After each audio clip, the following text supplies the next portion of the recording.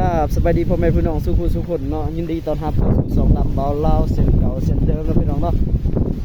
มื้อนี้ก็มาพบกับไอ้ดำคือเก่าพี่น้อง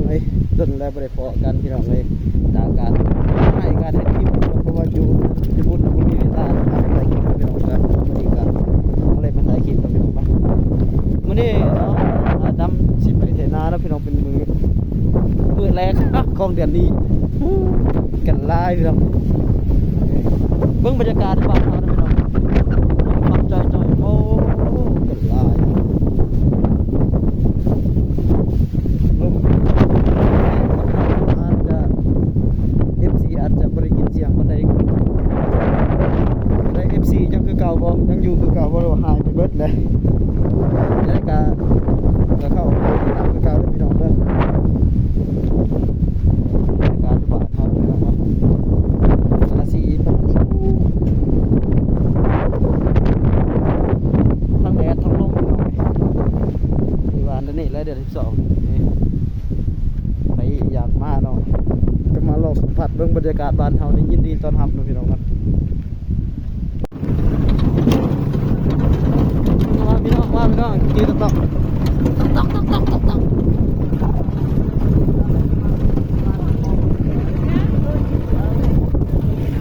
บรรยากาศบ้านเฮาคักหลายนี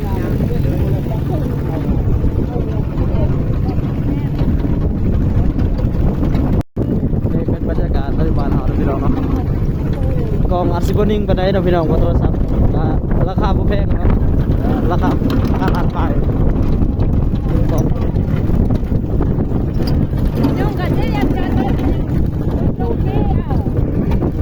ตอนนี้เนาะเฮาเข้าซอยทางอันนั้นทางเขาทางนาแล้วเนาะพี่น้องเนาะซอยทางเขาทางนาเฮาเนาะพี่น้องนี่บรรยากาศก็สิประมาณนี้เนาะพี่น้องชีวิตเด็กดอยเนาะพี่น้องเนาะมา3คนมากับน้องมาไถนามานี่บรรยากาศโอ้คักหลายพี่น้องเลยดนเถื่อสิได้เมื่อบ้านเมื่อสัมผัสบรรยากาศบ้านเฮากะสุดยอดศพก็ไม่ได้แตกอยู่ห้อยใบแล้วศพแตก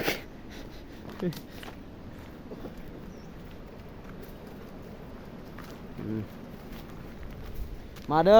พี่น้องเด้อมาสวยไถนานะจะต้มไก่ให้กินสิดอกมาพี่น้องต้มไก่ให้กินสิดอกชั่วโมงหนึ่งตัวหนึ่งก็สิต้มนี่นะพามาเราขาวซ่องโบกไปชิมาแล้วมาบ่มาก็แล้วได้จะบอกไปสวนพี่น้องเลยพี่น้องตอนนี้เขาก็หอดทงหน้าแล้วนะพี่น้องเนาะบ่อนหอยที่ไถนาให้อยากลงผิดนะเป็นหอดเป็นที่เรียบร้อยพี่น้องกับบกวางบ่ใหญ่นะพี่น้องเนาะโอ้รถไถเป็นผู้เบารถไถเลยมือนี้ก็ได้รถไถนาของเขาเขาก็บ่งามนะพี่น้องนี่บุคือเขตอื่นนะสิประมาณนี้นะทางหน้าดิพี่น้องไอ้สิวิวเพิ่งนี่สิมื้อนี้ไถ2ไห้ย่าง2ไห้แต่ว่ามันลุบพี่น้องนี่มันลุบเนาะต้องไปบ่ได้เนาะเราต้องไปบ่ได้แต่ว่าเฮาสิพยายามเฮ็ดเนาะ3คนเนาะซอยกันย่อซอยกันดึงเนาะพี่น้องเนาะบางทีอาจสิได้นะนี่แต่เฮาเหยียบนี่โอ้มันก็ลุบเติกนี่แหละพี่น้องใครอยากทดลองเนาะอยากทดลองสีมือเนาะมาไถนาอยู่ไถนาตรงนาเฮานี่เราอยากทดลองว่าถือเก่งหรือบ่เก่งมาลองนี่อยู่นี่บ่มาขลังจะบ่เรือจักหน่วยเลยอย่างน้อยมันก็เรือลอยเดียวพี่น้องโอ้ลงพัดโอ้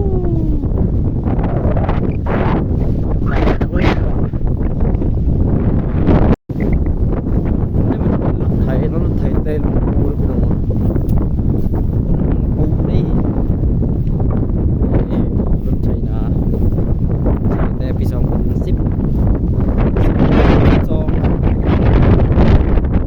2014-15เด้อพี่น้อง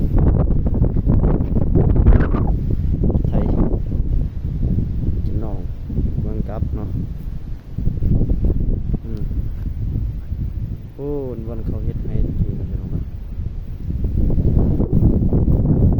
แม่นวิวเพิ่งนะโอ้เพิ่งพี่น้อง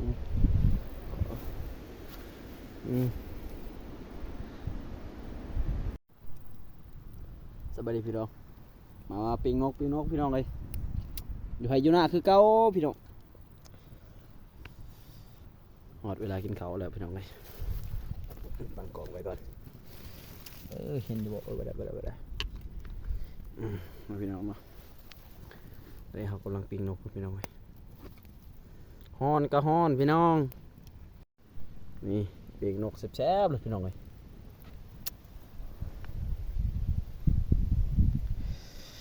โอ้ยมาพี่น้องนกเขาสุกแล้วพี่น้องเลยนี่สีมันแต่นกกระบุกคอยสมันปานใดเนาะพี่น้องเนาะแต่กินได้อยู่มาเด้อกินข้าวเด้อสอแบได้หิวข้าวแล้วเด้บริท่าเด้ตอนนี้ออกไปอย่างแล้วพี่น้องเนาะแล้วกินข้าวกินน้ำแล้ว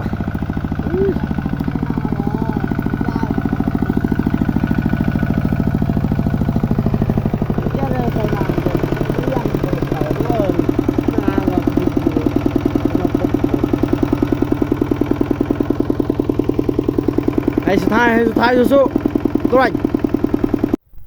มาพี่น้องมาโชว์ให้กินก่อนเนาะโชว์กินให้เบิ่งเด้อพี่น้องเด้อเอาก่อนสีมันพี่น้องแซ่บๆด้วยกันพี่น้องเลยอยู่ไห้อยู่นาอยู่ป่าอยู่ดงนี่สุดยอดเลยพี่น้องเรากินแกะเตร็ดกินแกะเตร็ดบัดจับ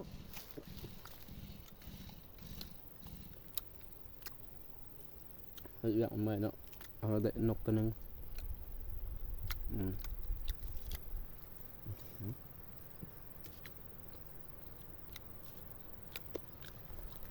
กินข้าวแล้วพี่น้องกินข้าวกันพี่น้องเรียกกันก็สวัสดีนะพี่น้องเนาะคลิปนี้ก็มันสิจับเพียงเท่านี้ก็แล้วกันเนาะการไถนาของเราเป็นที่เรียบร้อยเนาะ